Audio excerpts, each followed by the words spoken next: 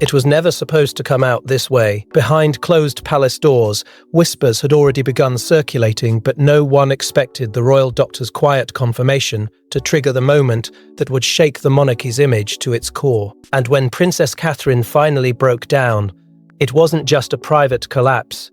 It was the unraveling of a carefully guarded secret that had been buried for months. Before we go deeper into what this really means for the royal family, make sure to subscribe so you don't miss a single update.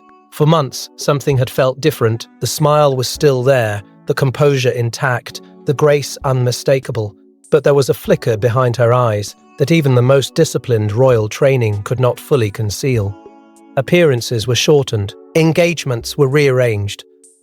Invitations quietly declined without explanation. At first, the palace attributed it to routine fatigue, the strain of duty, the endless demands placed upon a woman preparing to one day wear the crown. But behind the official explanations, concern was growing, not loudly, not publicly, but steadily. Staff began operating under an unusual level of discretion. Conversations were clipped, schedules became fluid, senior aides were reminded of confidentiality in tones that carried more weight than usual. There were no dramatic announcements, no formal acknowledgements.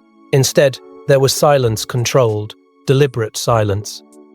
The kind of silence that signals something serious is unfolding beyond the public gaze, and at the center of it all was Catherine, determined to maintain normalcy while quietly navigating something far more uncertain than anyone realized. Then came the discreet consultation. The royal doctor's visit was not announced, nor was it visible to cameras or commentators. It was arranged quietly, efficiently, urgently. Those closest to the inner circle understood that this was not precautionary. This was necessary. William's demeanor during this period told its own story. His posture stiffened. His public remarks grew shorter. A man known for calm steadiness appeared, weighed down by something unspoken. The pressure was mounting, and whatever answers they were seeking were no longer optional. The shift became undeniable in private. Behind the ornate traditions and inherited expectations, Catherine faced the truth in a way few future queens ever have. When the doctor delivered confirmation, the atmosphere changed instantly. It was not dramatic, it was not theatrical, it was final. The diagnosis was no longer speculation, it was real. And in that moment, the strength she had been clinging to for months began to fracture, not because she was weak, but because she understood what it meant. For her children, for the institution she had spent years preparing to uphold, the breakdown was not loud, it was not chaotic, it was human. A quiet unraveling of composure under the crushing weight of reality. William was there, torn between husband and heir, watching the woman he loved confront something neither of them had prepared for. The crown demands resilience, it demands control. But this was different, this was personal. And for the first time, the carefully managed world around them felt fragile. Outside those walls, the world carried on unaware. Cameras flashed, headlines speculated about minor schedule adjustments. But inside, everything had shifted. The secret was no longer hypothetical. It was confirmed. It was undeniable. And it threatened to reshape not only Catherine's future, but the emotional stability of the monarchy itself. But what led to that devastating confirmation, and how long had this diagnosis truly been known? Long before the official confirmation, the signs were there, subtle at first, then impossible to ignore. But in a family built on composure and control, acknowledging vulnerability isn't just difficult, it's dangerous. As insiders reveal what Catherine had been quietly enduring, a haunting question emerges. Was the palace protecting her or protecting itself? In the weeks leading up to the diagnosis, the changes were quiet but unmistakable to those paying attention. A slight hesitation in her speech, a weariness she could not fully mask. Moments where her focus drifted for just a second too long before snapping back into royal precision. Publicly, she remained composed. Privately, the strain was accumulating. The pressure of constant expectation collided with something deeper, something physical and emotional that refused to be ignored. Yet in the world she inhabits, weakness is rarely acknowledged without consequence. There were whispers among aides that she was pushing too hard, that she was forcing herself through engagements that should have been postponed. Close staff members noticed the effort behind every appearance, the controlled breathing before stepping forward, the subtle wince quickly disguised as a polite smile. Suggestions were made gently at first that she should slow down, that a full medical evaluation might bring clarity, but slowing down was not simple. She is not just a public figure, she is the future queen. And stepping back carries implications that ripple through the entire institution.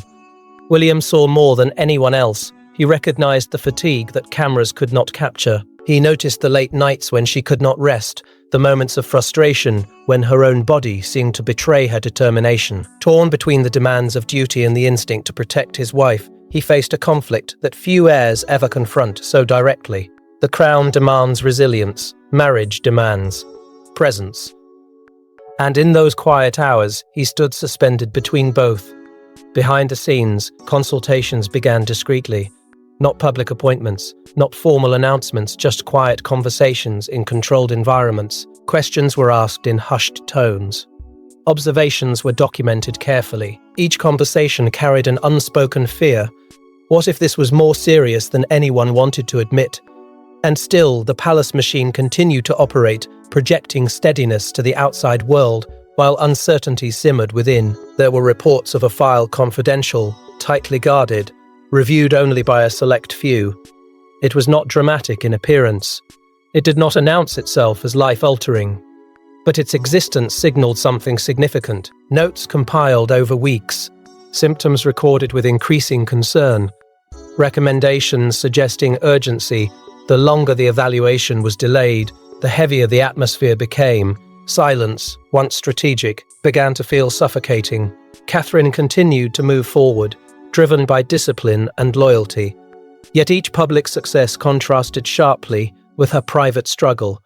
Applause echoed, while anxiety deepened. Smiles were offered while doubt crept in. The contrast between outward triumph and inward uncertainty grew sharper with every passing day, and beneath it all was a rising tension no statement could smooth over. Eventually, avoidance was no longer an option. The risk of ignoring the signs outweighed the fear of confronting them. The decision was made, quietly but decisively, to move beyond speculation. Tests would be ordered, answers would be demanded. And in that pivotal shift from uncertainty to action, the trajectory of everything began to change. And when the medical tests were finally ordered, no one was prepared for what the results would reveal. In the sterile quiet of a royal medical suite, the verdict arrived. Not with ceremony, but with silence. The diagnosis wasn't speculation. It wasn't rumour, it was real. And as the royal doctor delivered the confirmation, Catherine's carefully maintained strength began to crumble.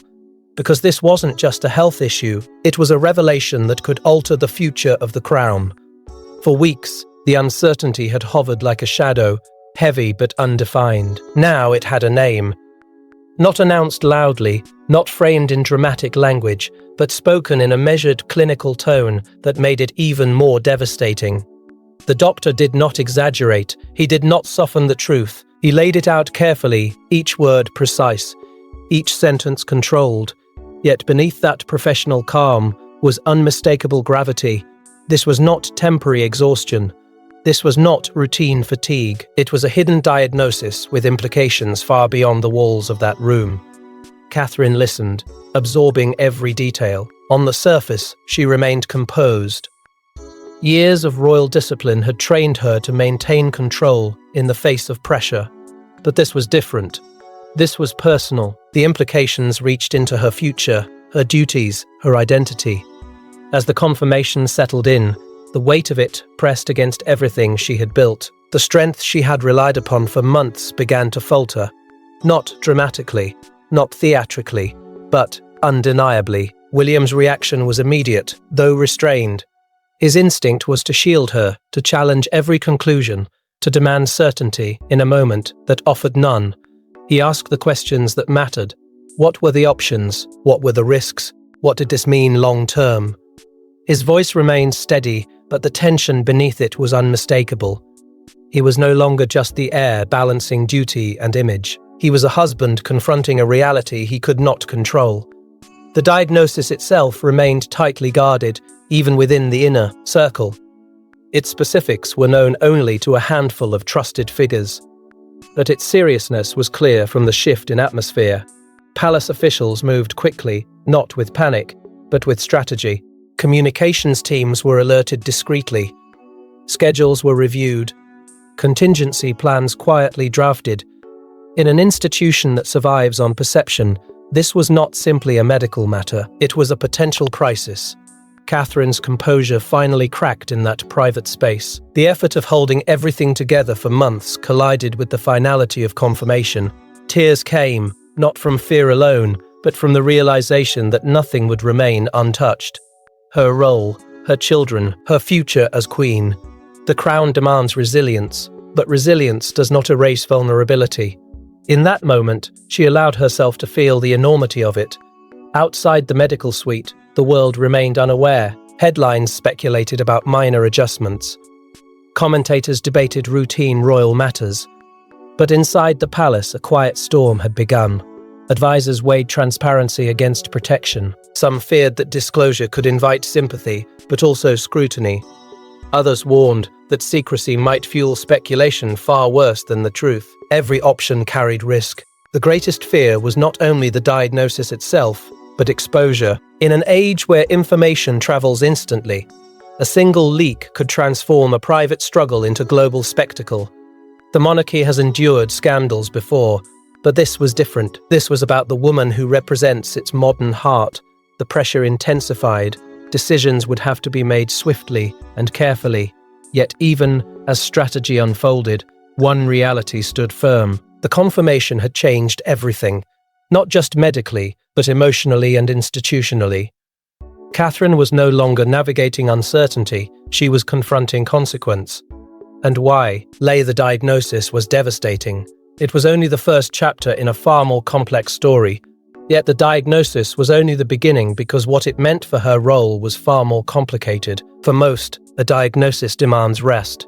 For a future queen, it demands strategy. Catherine's breakdown wasn't just about fear, it was about responsibility. Because stepping back, even briefly, could ignite speculation, destabilize perception, and invite power shifts within the royal hierarchy. The confirmation had changed her reality, but it had not erased her role. If anything, it magnified it. Catherine is not simply a wife, not simply a mother. She is the woman preparing to stand beside a king. The steady presence, many believe, represents the monarchy's modern strength. That expectation does not disappear when vulnerability enters the picture.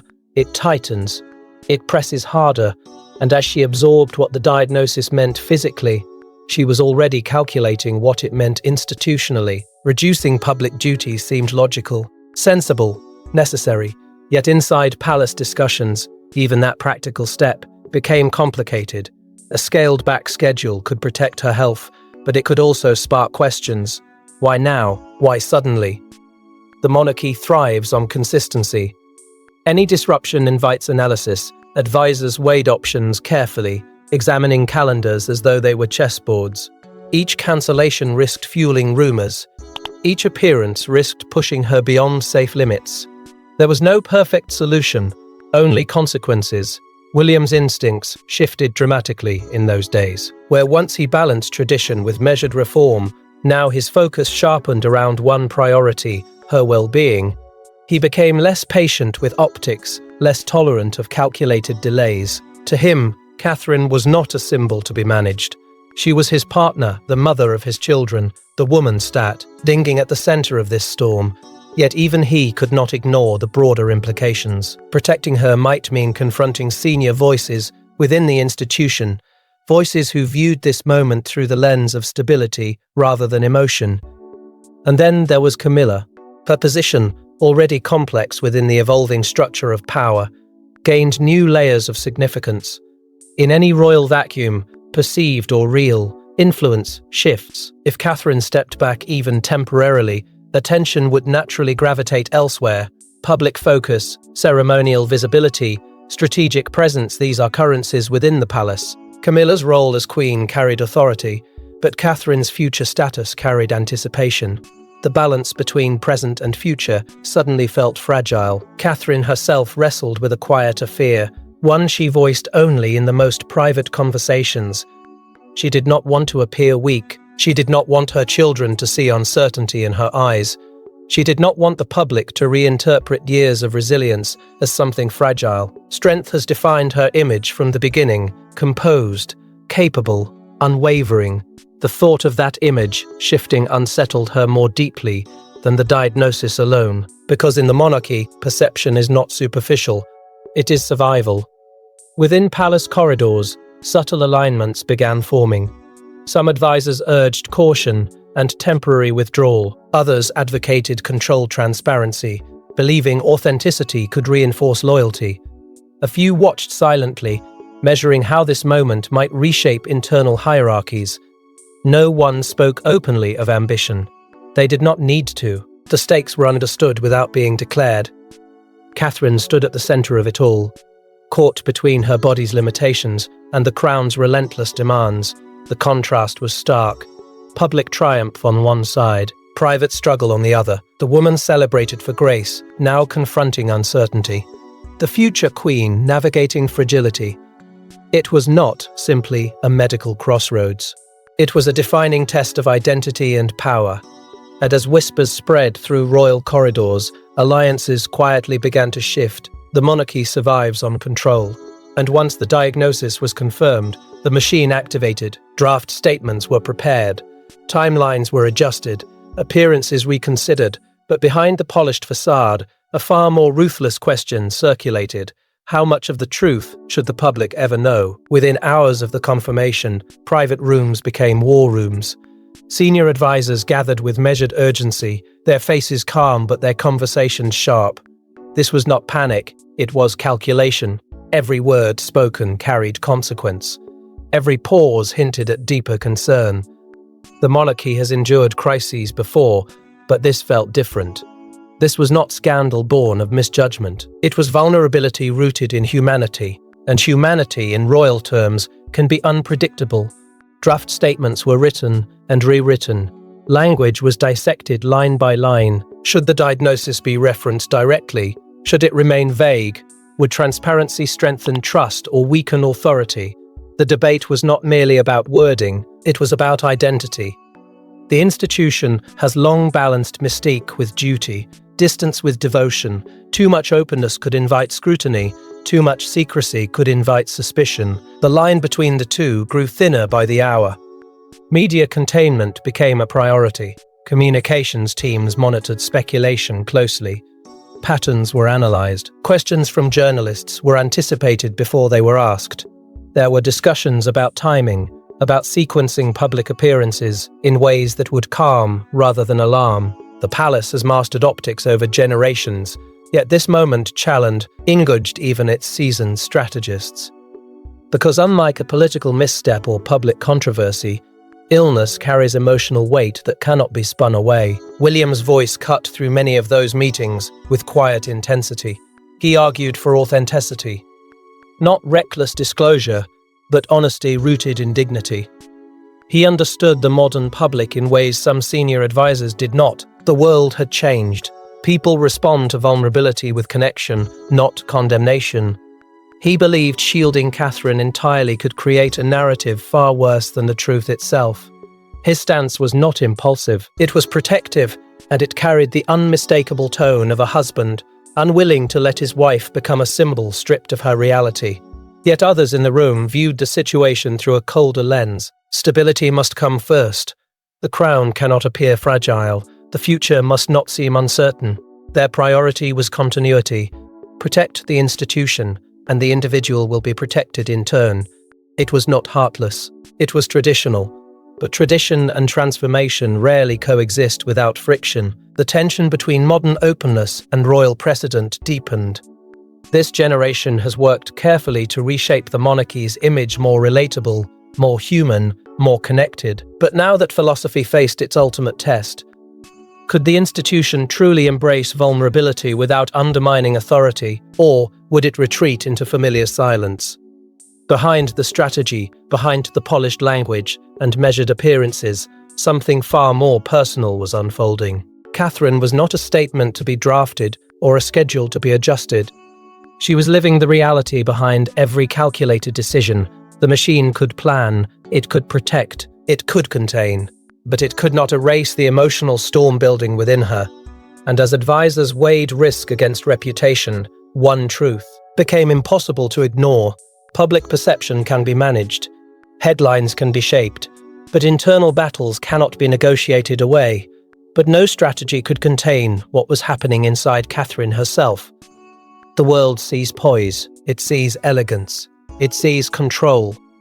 But inside the palace walls, Catherine reached a breaking point few ever imagined. The confirmation of her hidden diagnosis didn't just threaten her health, it confronted her identity, her strength, and her vision of the future she had carefully built. Behind the guarded doors and measured conversations, the composure that defined her public life began to fracture in private. The emotional collapse was not theatrical. It was quiet, heavy, and witnessed by only a trusted few who understood the magnitude of what they were seeing. This was a woman who had mastered discipline, who had navigated scrutiny with grace for years. Yet now, stripped of performance and expectation, she allowed herself to feel fear without restraint. The strength that had carried her through countless challenges suddenly felt fragile. Her greatest concern was not her own discomfort. It was her children. The thought of them sensing uncertainty in her voice or worry in her expression unsettled her deeply. She had always been their steady center, the reassuring presence amid royal obligations and global attention. Now she questioned whether she could maintain that stability. Would they notice the fatigue? Would they ask questions she was not ready to answer? The burden of protecting them emotionally felt heavier than any ceremonial duty. In the quiet hours, conversations with William grew more vulnerable. No advisors, no formal language, just two people confronting a reality neither had anticipated. She spoke of doubt in ways she never had before. What if she could not fulfill the expectations placed upon her? What if stepping back, temporarily, altered the trajectory of everything they had prepared for? William listened not as an heir, but as a husband who understood that beneath the titles was a woman grappling with uncertainty. The emotional toll of silence intensified the strain. Carrying a hidden diagnosis meant smiling through speculation, attending events under scrutiny, answering polite questions while concealing a storm within. Every public appearance became a test of endurance. Every successful engagement contrasted sharply with the exhaustion waiting afterward. The contrast between outward triumph and inward vulnerability sharpened daily. It was not simply physical fatigue, it was the weight of pretending nothing had changed. There were moments when she considered speaking openly, breaking the silence herself, not impulsively, but thoughtfully. Acknowledging the truth could shift the narrative. It could transform vulnerability into strength. Yet the risks were undeniable. Public acknowledgement would invite global attention, endless commentary, and invasive curiosity. It would expose not just her condition, but her family's private world. The decision was not simple. It carried emotional and institutional consequences. Still, something within her resisted complete secrecy. She understood the power of authenticity in a modern age. She knew that honesty could inspire connection rather than weakness. But timing mattered. Framing mattered. The monarchy's history weighed heavily on every possibility. To speak too soon could disrupt stability.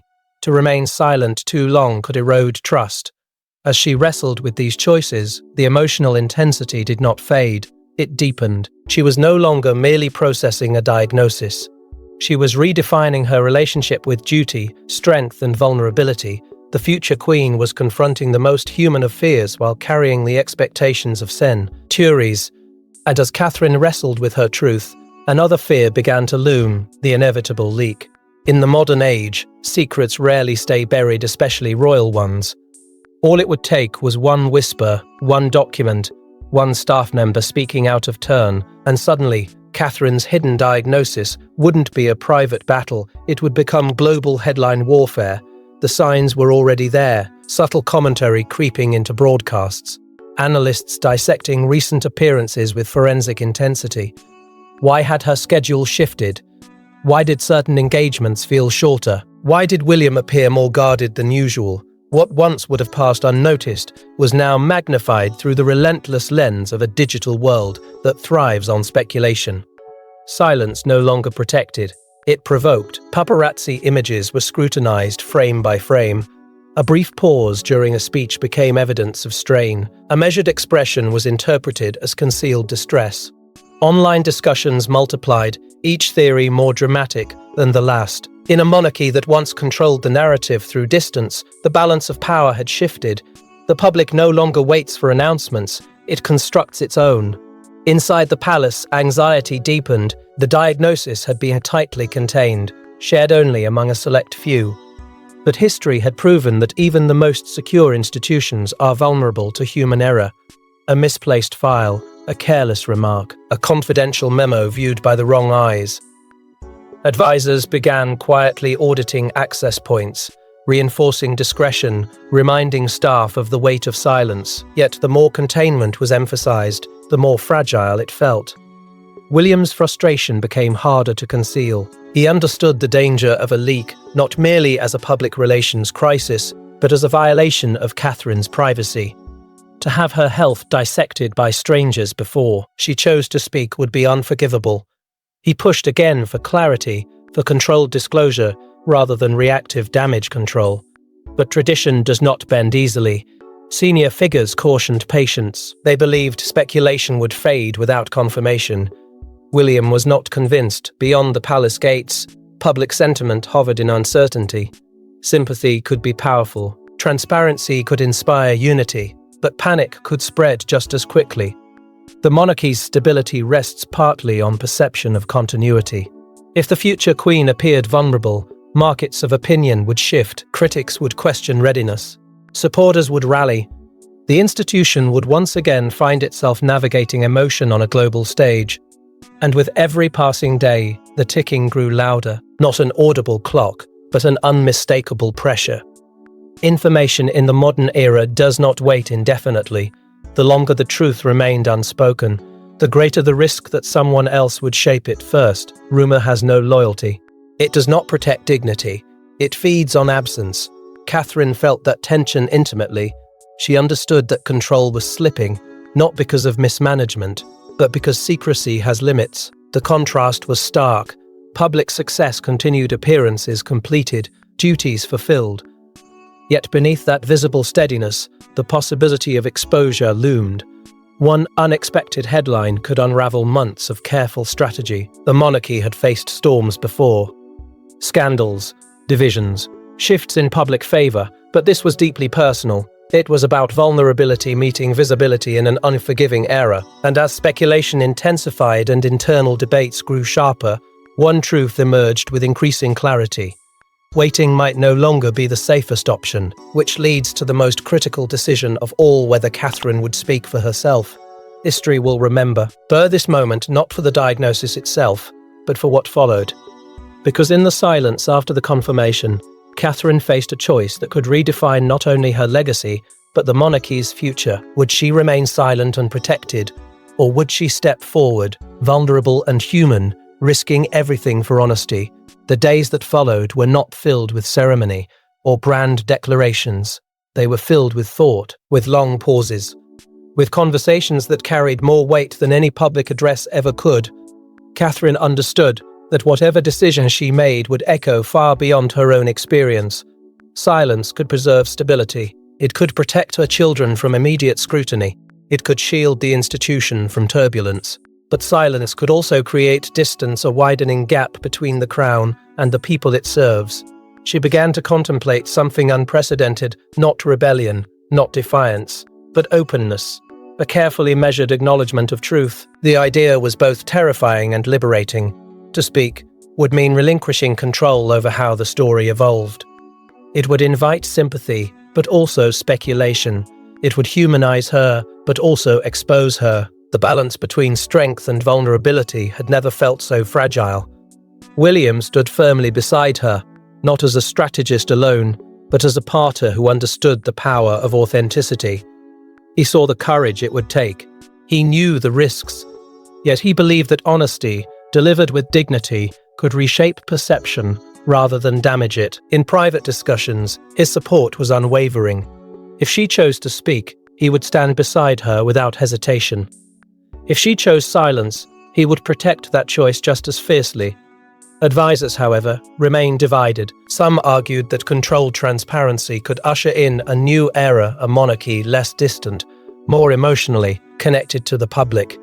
Others warned that revealing too much could invite instability, encouraging critics to question readiness and resilience. The debates were intense but measured. This was not about ego. It was about survival, institutional and personal. Catherine weighed more than political calculations. She considered the example she wished to set. Strength, she realized, is not always about appearing unshaken. Sometimes it is about acknowledging the shake and standing anyway. The possibility of reshaping the monarchy's emotional transparency became more than a strategy. It became a principle. If the crown is to endure in a modern world, perhaps it must show that even those born into tradition face human battles, yet uncertainty remained. Her health journey was not neatly defined. The diagnosis carried unknowns. Progress would take time. Outcomes could not be guaranteed. To speak publicly would mean committing to a narrative still unfolding. It required courage not only for one moment, but for the unpredictable road ahead. As preparations quietly began for what might become a defining address, the atmosphere inside the palace shifted once more, not with panic, not with fear, but with anticipation. The monarchy has evolved through crises before. It has adapted, recalibrated, survived. But this moment felt different because it was rooted in sincerity rather than scandal. Catherine stood at the threshold of history, aware that her decision would influence not only her own path, but the tone of an entire era. Silence promised protection, honesty promised connection. Both carried risk, both demanded strength. And as the palace prepares for what may be its most revealing chapter yet, one question lingers: will this hidden diagnosis become Catherine's greatest vulnerability or her defining strength? Thanks for watching. Please don't forget to like and subscribe, and we will see you in next one.